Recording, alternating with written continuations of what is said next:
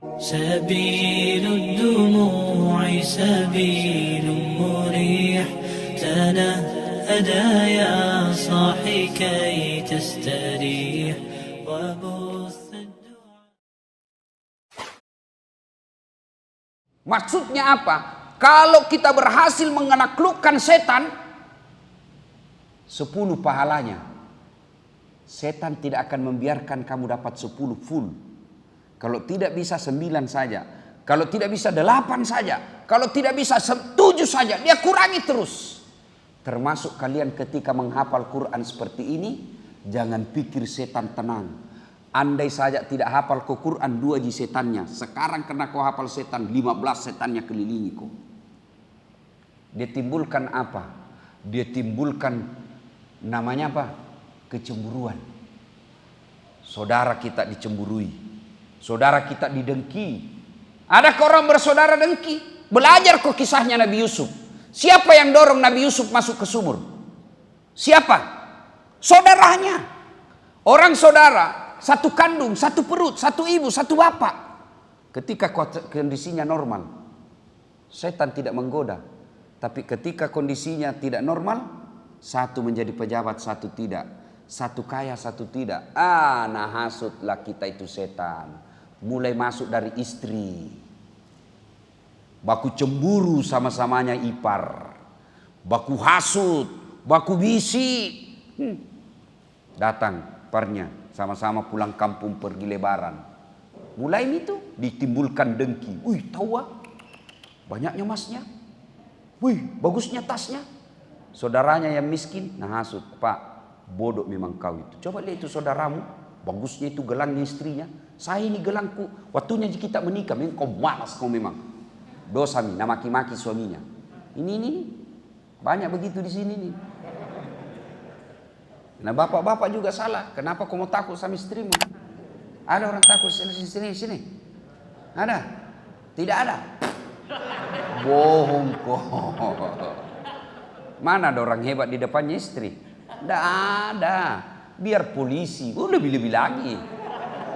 Mana ada polisi jago depannya istrinya? Semua takut sama istri itu polisi. Nah bilang kata temanku yang polisi. Sebenarnya kami ini Ustaz bukan takut sama istri. Cuma ini istri sedikit-sedikit melapor sama istrinya komandan. Baru komandan juga takut sama istrinya. Bagaimana kalau Ustaz? Bapak pikir saya takut sama istri? Tidak. Cuma istriku lebih berani. Udah takut sama saya. Itu jadi masalah. Maka demi Allah tidak ada orang jago di depannya istri. Termasuk Ustaz. Mati semua kita depan istri. Maka resepnya bukan dilawan. Resepnya apa? Sabar. Itu setan itu. Nabi Siki. Masa kau yang cari uang? Doktor, wali kota. Masa nak maki-maki kau istrimu? Setan itu membisik itu yang begitu. Ustaz kau itu. 2 doktormu. Wih, masa nak perintah kau istrimu? Nak kau cari uang? Dia cuma tinggal di rumah. Setan itu yang bisik kau. Setan. Nah kasih habis uang. Rezekinya. Yang tidak bagus kalau dia tidak hormati mertuanya. Tegas kau di situ. Kalau ada istrimu tidak hormat sama mertuanya, sudah mi, panggil baik-baik. Sini kau dulu. Kau boleh maki-maki saya. Kau boleh marah-marah saya. Kau boleh lempar kepalaku. Yang penting tidak kena. Cocok Pak Wali ini? Satu yang tidak boleh. Jangan kau maki-maki orang tuaku. Kalau kau maki-maki orang tuaku, keluar kau dari rumah. Kau belum tentu jodoh sampai saya meninggal. Tapi orang tuaku biar kau cuci saya semua air laut yang ada di dunia, tidak akan menghilangkan statusku sebagai anak. Keluar kau. Mau ambil mobil, ambil semua itu. Tapi jangan kau hina orang tuaku. Itu baru bapak suami yang baik. Ada yang takut sama istrinya? Marah Ustaz. Biar marah. Kenapa kalau marah? Menangis Ustaz. Kenapa kalau menangis sih? Nah air mata aja yang keluar bukan darah. Nah kasih pecah piring Ustaz. Bantu kasih pecah semua. Ku bantu kok. Nah lempar televisi. Bagus lagi berhenti nonton sinetron. Apa pi? Piring, gelas boleh dibeli. Televisi hancur bisa dibeli. Handphone hancur, bisa dibeli lagi. Harga diri sebagai suami tidak boleh diinjak-injak istri. Takbir. Ah, itu tadi yang takbir yang takut sama istrinya.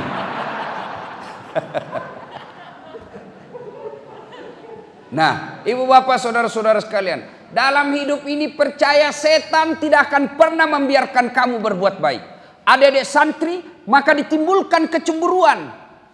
Masa 4 kau bersaudara, kau yang bungsu dibawa di masjid bermalam, kau yang bungsu dibawa di pesantren yang ngontrak-ngontrak. Masa itu kakakmu sampai kuliah ke Jawa, dikasih motor. Itu setan yang bisik kamu.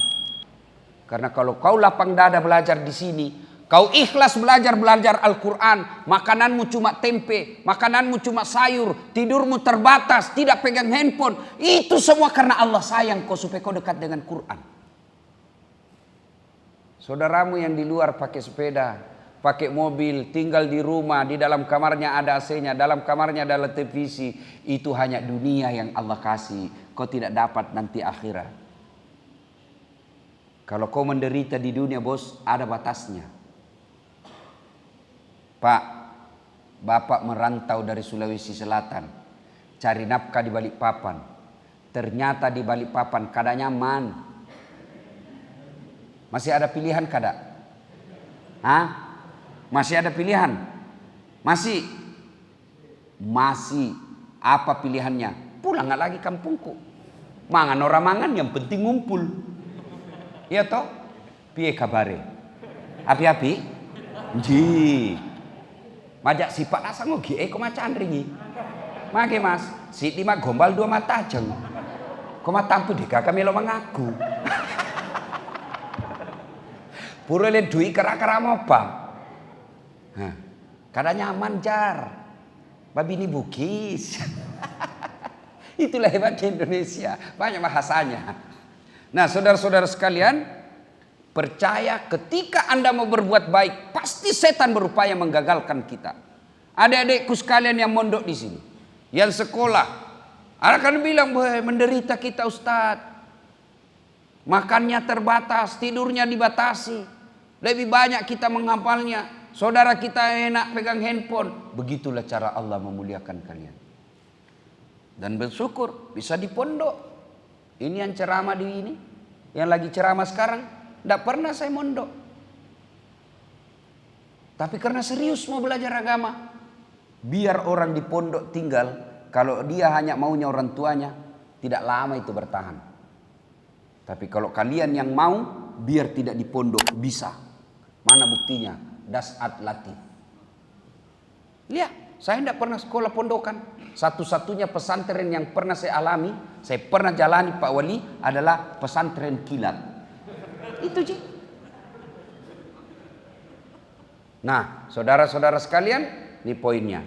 Nah, setan lagi berupaya. Ada pesantren, ada pondoknya, berhasil. Tapi kan mau perlu lagi peningkatan.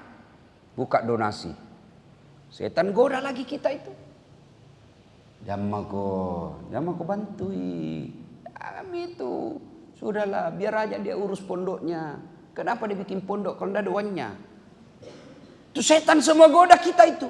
Percaya, setan tidak akan pernah ikhlas melihat kita berbuat baik.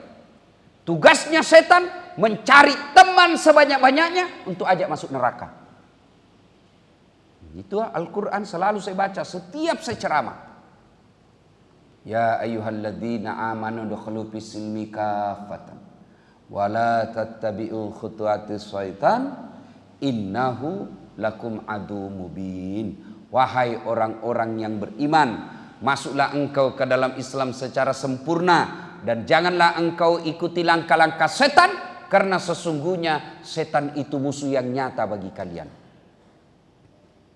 Nah, poin kedua, ada anak muda namanya Ubay bin Ka'ab.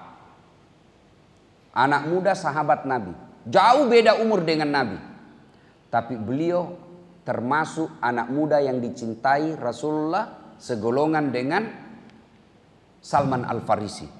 Anak muda yang sangat dicintai oleh Rasulullah. Nah, ketika Rasulullah sudah wafat, Umar bin Khattab pernah bertanya kepada Ubay.